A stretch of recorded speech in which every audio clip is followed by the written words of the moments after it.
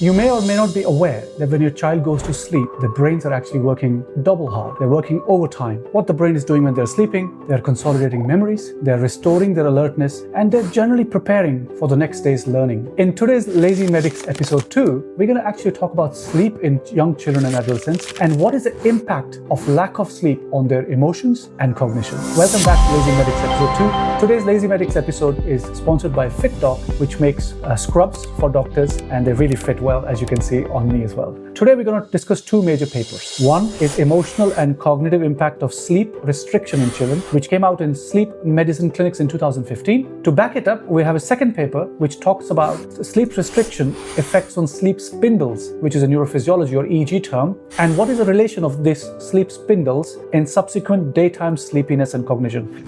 So let's get down onto these papers now. Experimental studies have shown to us that even moderate sleep restriction in children can impair cognitive function. Let's look at paper number 1. The first paper, which is looking at emotional and cognitive effects of sleep restriction in children, has reviewed 6 articles from 1981 up until 2013. I'm not going to go into all those papers, but I've looked at last 4 papers, which start in 2001 up until 2013. And the numbers are very good. In this particular review article, one study looked at 82 children between age 8 and 15. Another one looked at 77 kids up to 12 years of age, 43 kids, and then finally in 2013, 32 kids, all between the ages of 7 to 8 to teenage 12 to 13 years of age. They have used sleep restriction. For example, in 2001, Fallon et al., which is the biggest of them all, at 82 children, they looked at 4 hours time in bed versus 10 hours time in bed for children. And the tools they used is multiple sleep latency testing, which is a very robust sleep tool, and also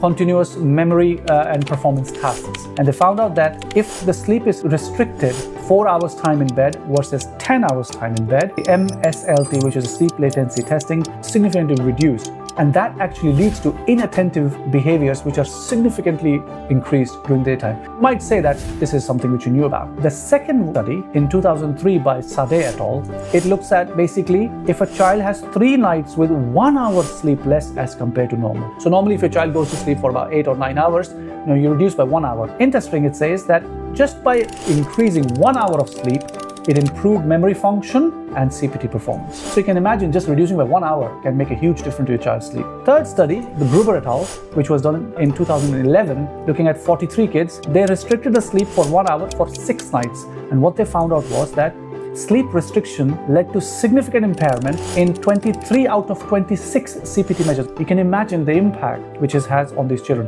And they also found this impact not just on neurotypical kids, but also on the kids who have ADHD and neurodiverse kids. And then finally, the Reaidents et al. In 2013, which is the latest one, looked at 32 kids, and what they did was they compared if I reduce the sleep for these kids 1 hour less as compared to 1 hour more than what they normally do. And they found out that sleep restriction caused statistically significant poorer short-term memory and working memory if your sleep was reduced by 1 hour. And if you give 1 hour more, it really helped the children to improve their performance. What is this hardcore evidence? For that, I went and looked at the second paper, which we talked about sleep spindles. So basically, these are brief bursts of brain activity, which is seen during your non-REM or non-rapid eye movement sleep, which is part of your normal sleep architecture. They looked at 77 adolescents between the age of 10 and 16 and reducing the time in bed from 10 to 7 hours. So 3 hours reduction led to 35% decrease in the sleep spindles. Why are sleep spindles very important? Reduced sleep spindles,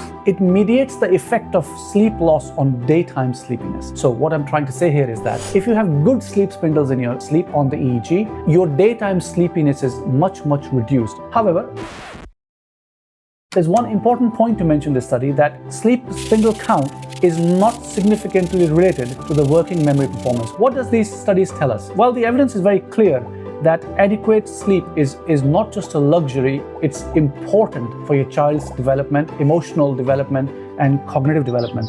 It's a biological necessity for the healthy brain function. That's all I have to say in this particular episode of Lazymedix. I hope you enjoyed it. Subscribe, and if you have any more studies you want to discuss, please let me know and we'll discuss that in the next episode. Thank you very much for listening.